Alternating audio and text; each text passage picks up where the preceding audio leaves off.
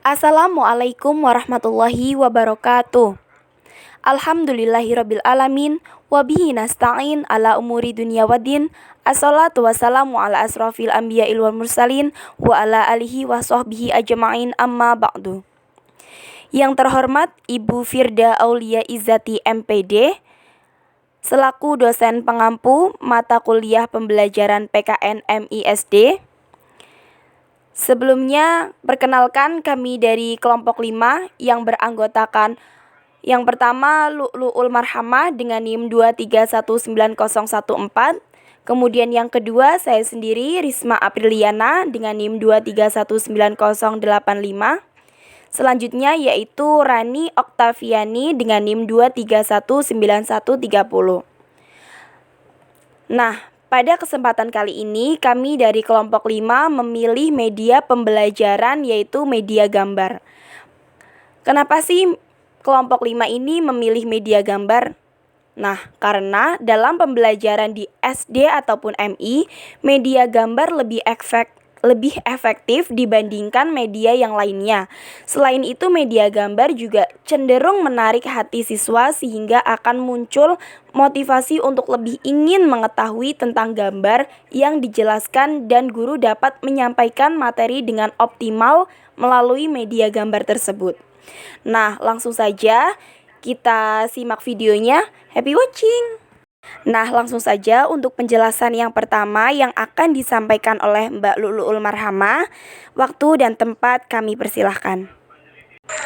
Pengertian media gambar.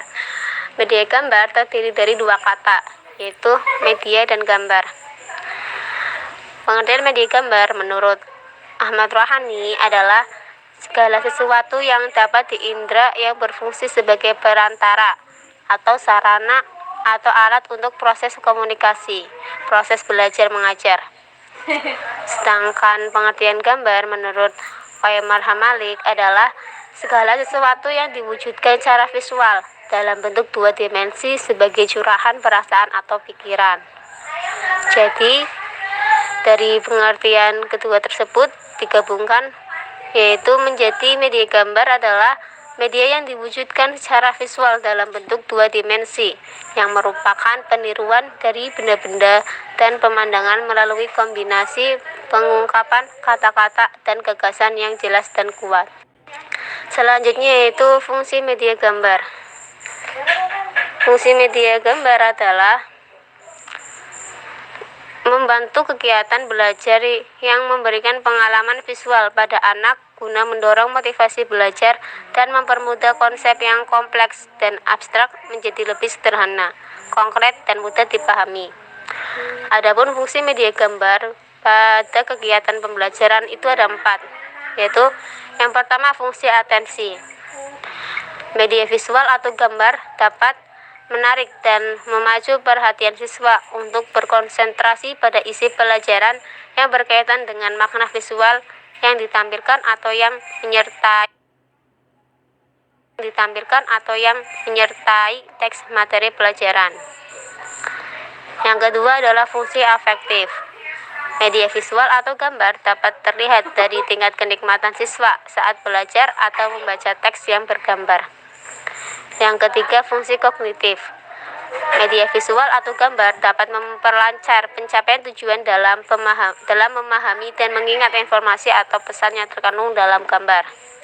Dan yang keempat, yaitu fungsi kompensatoris. Menurut hasil penelitian ini, bahwa media gambar atau visual memberikan konteks untuk memahami teks dan membantu siswa yang lemah dalam membaca untuk mengorganisasikan informasi dalam teks serta mengingatnya kembali. Dengan kata lain, media pembelajaran berfungsi untuk mengakomodasi siswa yang lambat dan lemah dalam memahami atau menerima isi pelajaran yang disajikan dengan teks atau disajikan secara verbal. Baik, terima kasih untuk Mbak Lu'lu'ul Marhamah. Selanjutnya akan disampaikan oleh saya sendiri yaitu Risma Apriliana. Nah, selanjutnya yaitu manfaat media gambar. Menurut Sabana, manfaat gambar sebagai media pembelajaran yaitu yang pertama, meningkatkan daya tarik siswa. Nah, dengan adanya media gambar ini, pastinya siswa akan lebih mau dan lebih tertarik dalam mengikuti pembelajaran. Yang kedua yaitu mempermudah pengertian serta pemahaman siswa.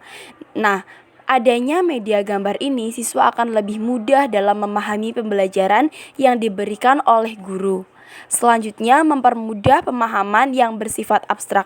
Nah, jadi siswa ini tidak mengawang-awang lagi apa yang dipelajari atau yang diberikan materi yang diberikan oleh guru, tetapi siswa juga melihat gambar. Jadi siswa itu akan lebih mudah dalam mempelajarinya. Selanjutnya yaitu yang keempat, memperjelas dan memperbesar bagian yang penting atau bagian yang kecil sehingga dapat diamati. Seperti halnya mengamati seekor semut, itu kan kecil. Nah, apabila ada gambar yang besar, maka detail-detail dari semut tersebut akan terlihat dan lebih jelas dalam dipahami.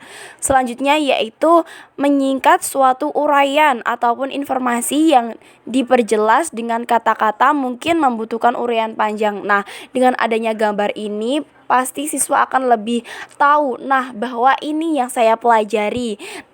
Guru tidak perlu menjelaskan panjang lebar, dengan adanya media gambar siswa pasti sudah akan bisa menyimpulkan sendiri apa sih penjelasan dari gambar tersebut ataupun materi yang sedang ia pelajari.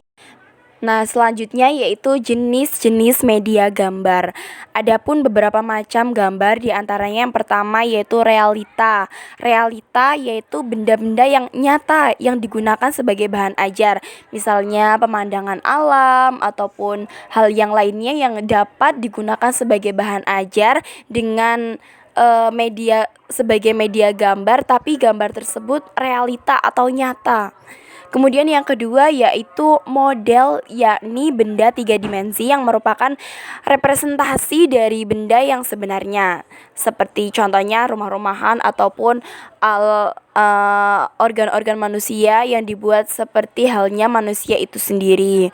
Kemudian benda grafis yaitu gambar atau visual yang penampilannya tidak seproyek. Misalkan seperti foto. Nah, itu foto kan terdapat gambar yang sama seperti yang difoto, tetapi bentuknya tidak sama karena foto itu bentuknya datar. Selain foto juga ada poster, stempel, spanduk ataupun yang lainnya.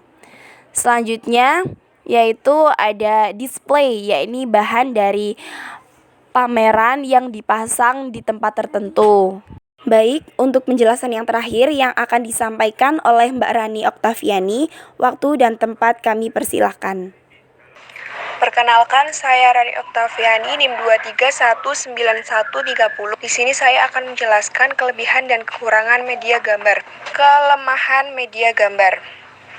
Gambar menekankan persepsi indera mata, kemudian gambar berada yang terlalu kompleks, kurang efektif untuk kegiatan pembelajaran, dan ukurannya sangat terbatas untuk kelompok besar. Kelebihan media gambar yaitu bersifat konkret, gambar lebih realistis, menunjukkan pokok masalah dibandingkan dengan media verbal semata. Kemudian gambar dapat mengatasi batasan ruang dan waktu. Gambar dapat mengatasi keterbatasan pengamatan, kemudian dapat menjelaskan masalah dalam bidang apa saja, dan harganya murah, mudah didapatkan dan digunakan. Selanjutnya yaitu contoh media gambar. Contoh media gambar yang dapat digunakan untuk membantu proses pembelajaran antara lain, yang pertama yaitu poster. Poster adalah media gambar dalam bentuk ilustrasi yang disederhanakan. Ini dibuat dengan ukuran besar agar dapat dilihat dengan jelas. Tujuannya menarik perhatian dan kandungannya berupa pujukan, memotivasi, dan lain-lain. Yang kedua yaitu kartun. Kartun adalah suatu media gambar yang unik untuk mengemukakan suatu gagasan. Yang ketiga yaitu komik. Komik adalah suatu media gambar yang unik selain kartun. Namun bedanya, komik memiliki karakter yang memerankan cerita dalam urutan-urutan. Selanjutnya, gambar motografi adalah media gambar yang dihasilkan dengan cara diambil gambarnya dengan suatu alat digital seperti kamera foto dan lainnya. Yang kelima ada grafik. Grafik adalah media gambar yang bertujuan agar penyajian data berupa angka-angka. Grafik memberikan informasi inti dari suatu data. Yang keenam, bagan. Bagan adalah kombinasi dari media grafis dan foto. Dirancang untuk mengemukakan suatu fakta pokok atau gagasan dengan cara yang logis dan juga teratur. Fungsinya yaitu untuk menampilkan perbandingan jumlah, relatif, proses perkembangan, klasifikasi, dan organisasi. Dan yang terakhir yaitu diagram. Diagram adalah gambaran yang digunakan untuk memperhatikan atau menerangkan suatu data yang disajikan. Baik, sekian kami dari kelompok 5. Terima kasih atas perhatiannya kepada teman-teman semua dan atas bimbingannya terhadap Ibu Firda. Kurang lebihnya mohon maaf. Wassalamualaikum warahmatullahi wabarakatuh.